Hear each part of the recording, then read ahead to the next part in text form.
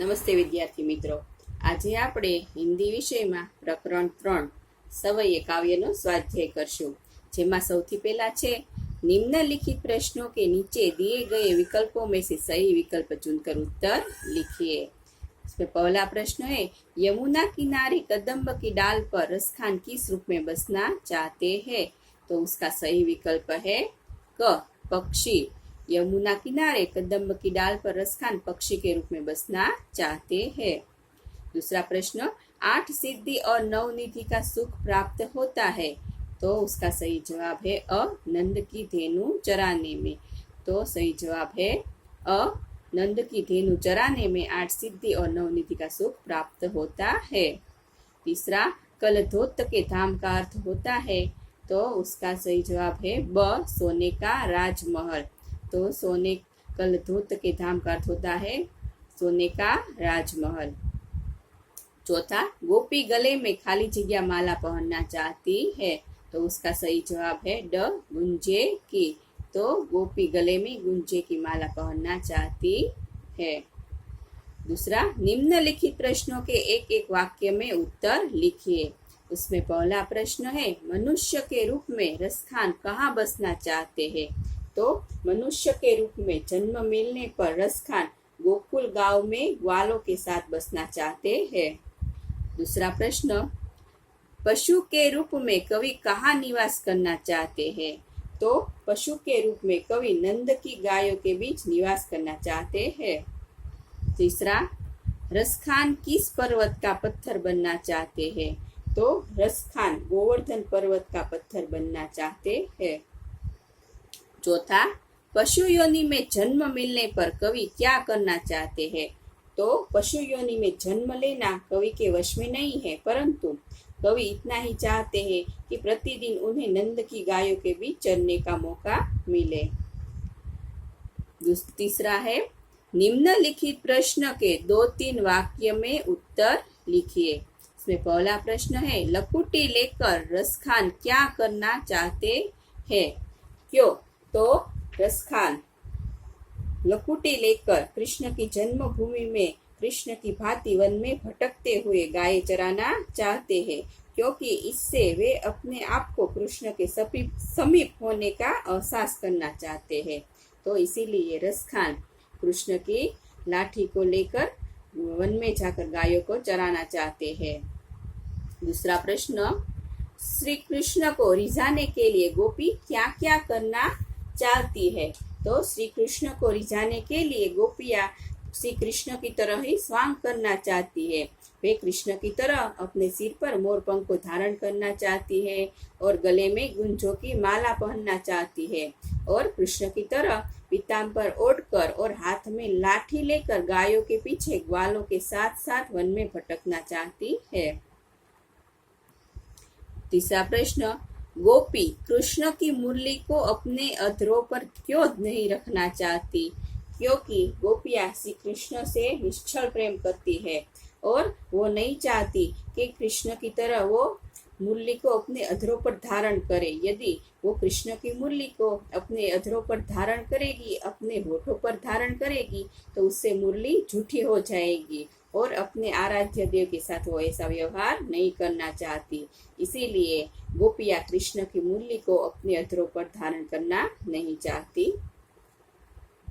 चौथा, निम्नलिखित प्रश्नों के 4-5 वाक्य में उत्तर लिखिए। पहला प्रश्न है, रसखान श्री कृष्ण का सामीप्य किन रूपों में किस प्रकार चाहते हैं? तो कवि रसखान श्री कृष्ण के अनन्य भक्त है, तो वो किसी न किसी रूप में श्री कृष्ण से जुड़े रहना चाहते हैं, उसका सामीप्य चाहते हैं, जिसके लिए वह कहते हैं कि यदि मुझे मनुष्य के रूप में जन्म मिला तो वो गोकुल गांव में जन्म लेना चाहते हैं और वहाँ ग्वालों के बीच उसी तरह रहना चाहते हैं जिस तरह कृष्ण रहते थे, और यदि उसे पशु के रूप में जन्म मिला तो वो नंद की गायों के बीच चरना चाहते हैं, और यदि वो गोवर्धन पर्वत का पत्थर बने तो वो उसी पर्वत का पत्थर बनना चाहते हैं जिसे कृष्ण ने अपने हाथ पर धारण किया था, और यदि वो पक्षी के रूप में जन्म ले तो वो वही यमुना के किनारे जो कदम्ब की डाल है वहीं पर बसना चाहते हैं, जहाँ पर श्री कृष्ण ग्वाल बालों के साथ खेला करते थे। तो इस प्रकार रसखान कृष्ण के प्रति जो अपनी भक्ति है उसे दर्शाते हैं। तो उसके लिए वो विविध रूपों से कृष्ण से सामीप्य रखना चाहते हैं, कृष्ण से जुड़े रहना चाहते हैं। दूसरा प्रश्न, कवि श्री कृष्ण से संबंधित किन वस्तुओं की अभिलाषा करता है? इनके लिए वह किन वस्तुओं को छोड़ने के लिए तैयार है? तो कवि रसखान श्री कृष्ण के प्रति अनन्य श्रद्धा रखते थे। वे हर हालत में कृष्ण के समीप रहना चाहते हैं। इसके लिए वे उन वस्तुओं की अभिलाषा करते हैं जिनका संबंध श्री कृष्ण से रहा है। श्री कृष्ण लाठी और कमली लेकर वन में गाय चराना जाया करते थे। तो इस लाठी और कमली पर वे आकाश, पाताल और मृत्युलोक तीनों लोकों के राज्य को भी तुच्छ मानते हैं और उसे खुशी खुशी छोड़ने को तैयार है। नंद की गायों को चराने के सुख को वे 8 सिद्धियों एवं 9 निधियों से भी बढ़कर मानते हैं। इसे पाने के लिए वे इन्हें सहर्ष छोड़ने को तैयार है।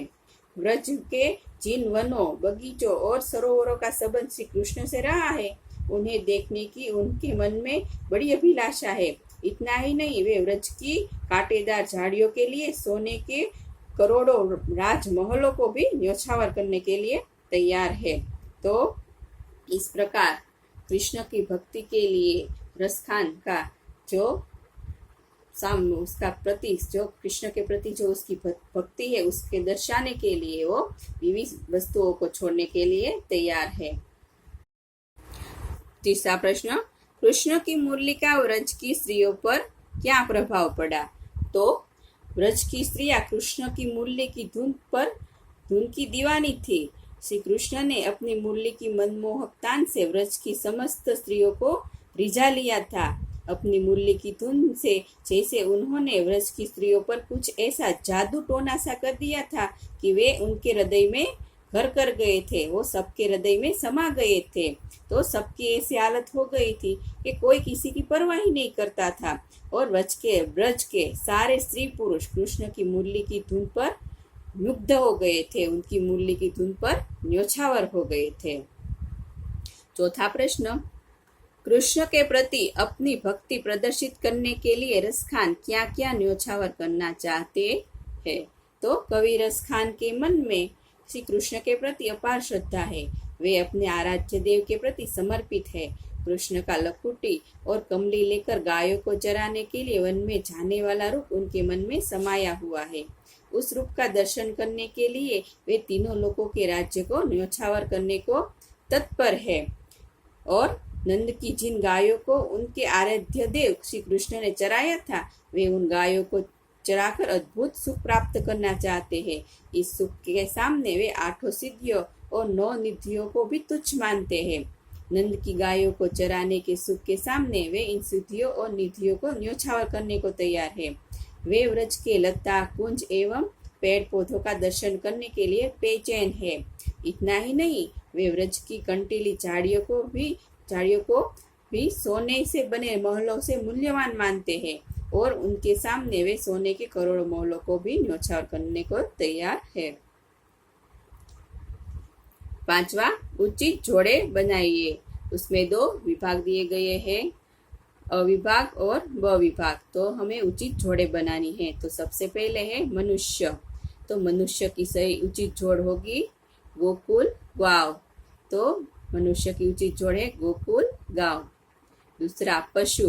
तो पशु की उचित जोड़ होगी नंद की गाय। पशु की उचित जोड़ है नंद की गाय। और पक्षी की उचित जोड़ है यमुना के किनारे कदम्ब की डाल। पक्षी की उचित जोड़ है यमुना के किनारे कदम्ब की डाल। पत्थर। तो पत्थर की उचित जोड़ है गोवर्धन पर्वत। पत्थर की उचित जोड़ है गोवर्धन पर्वत। यहाँ पर हमारा स्वाध्याय समाप्त।